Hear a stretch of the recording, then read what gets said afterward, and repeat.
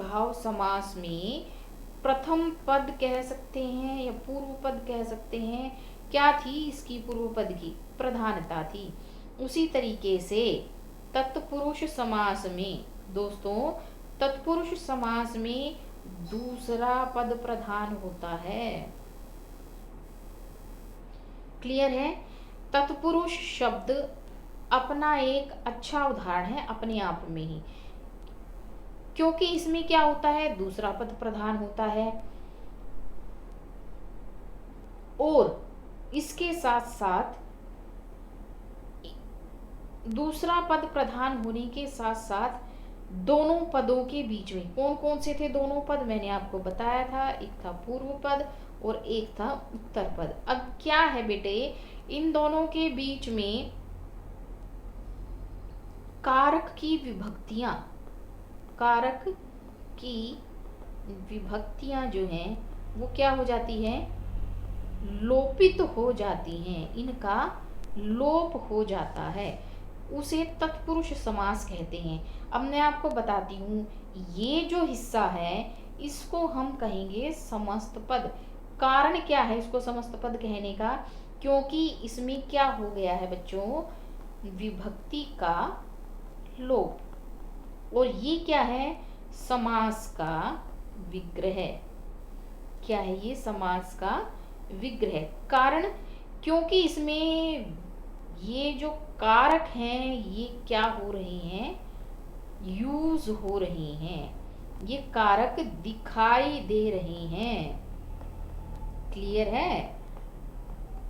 देखो, राजपुरुष की जब हम, राजपुरुष का जब हम विग्रह करते हैं तो उसका विग्रह बन जाएगा राजा का पुरुष, यानी कि इसमें जो मेन जो शब्द है वो क्या है, मेन जो शब्द है वो है। अब मैं यहाँ पुरुष ही मैंने क्यों कहा, मैं यहाँ पर घोड़ा भी तो कह सकती थी, मैं यहाँ पर गधा भी तो कह सकती थी, लेकिन मैंने क्या कहा, पुरुष कहा, इसीलिए ये क्या है, इम्पोर्टेंट है।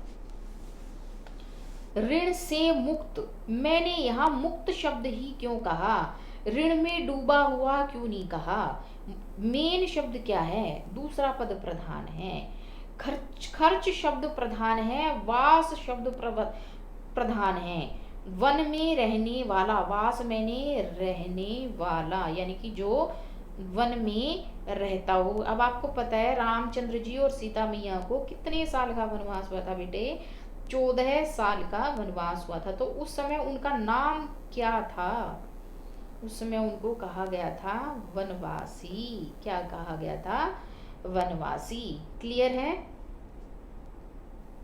चलो आगे देखते हैं। तत्पुरुष समास के कितने भेद हैं? अब इसने बोला कि तत्पुरुष के 6 भेद हैं। कैसे भेद हैं? मैंने ऊपर जिक्र किया था कारक, कारकों की विभक्तियां। अब आप पूछेंगे कि मैम कारक है क्या और इसकी विभक्तियां कैसे होती हैं? तो दोस्तों मैं आपको बताती हूँ, कारक वे शब्द होते हैं, कारक वे शब्द होते हैं जो संज्ञा या सर्वनाम, कारक की परिभाषा कैसे कही जा सकती है, संज्ञा या सर्वनाम के जिस रूप से वाक्य के अन्य शब्दों के साथ उसके संबंधों का बोध होता है उसे कारक कहा जाता है। यानी कि संज्ञा और सर्वनाम के जिस रूप से वाक्य में प्रयोग किए गए अन्य शब्दों के साथ उनका संबंध बताया जाता है उसे कारक कहा जाता है। अब इसका एक डायग्राम होता है कारक के भेदों का, विभक्तियों का, चिन्ह का। मैं बताती हूँ आपको वो कैसे होता है। सबसे पहला है कर्ता और इसका चिन्ह है ने, और ये यूज होता है काम करने वाले के लिए। किसके लिए? काम करने वाले के लिए। उसके बाद आता है कर्म, कर्म का चिन्ह होता है को, यानी कि जिस पर काम का प्रभाव पड़े, जिस पर काम का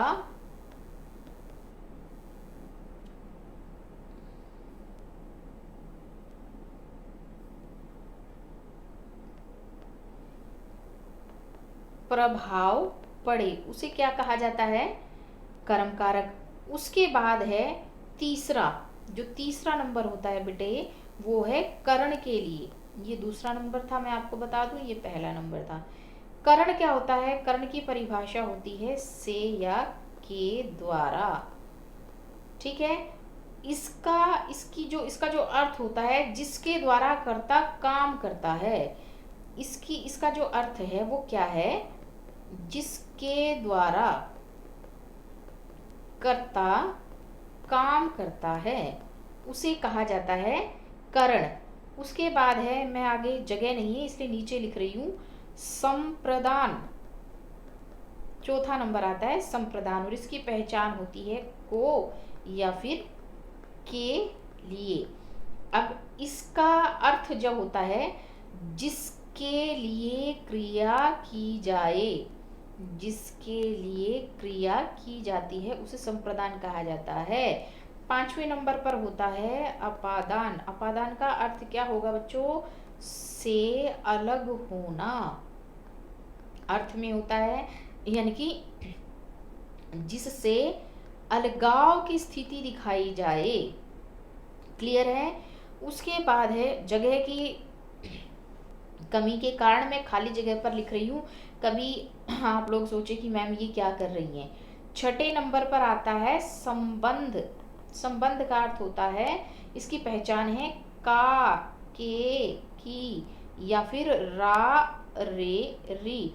अब इसमें क्या है, अन्य पदों के साथ संबंध दिखाया जाता है, अन्य पदों के साथ संबंध जहां दिखाया जाता है। और सातवें नंबर पर है अधिकरण। इसका अर्थ, इसका जो चिन्ह है वो है में या फिर पर, यानी कि क्रिया का क्या होता है, आधार, क्रिया का आधार होता है। आठवें नंबर पर जो है वो है संबोधन, और संबोधन में क्या होता है, शब्द प्रयोग हे, अरे या रे। क्लियर है, यानी कि किसी को क्या करना, पुकारना। इतना समझ में आ गया। आगे चलें। अब इन विभक्तियों का लोप हो जाता है समस्त पद करते समय, लेकिन विग्रह करते समय नहीं होगा। देखिए इसके एग्जाम्पल मैं आप सभी को करवाती हूँ कि कैसे होते हैं। मैं एक बार इसको थोड़ा सा क्लियर कर दूं ताकि आप सभी के अच्छे से समझ में आ जाए, आप इसको इजीली कर सको, ठीक है।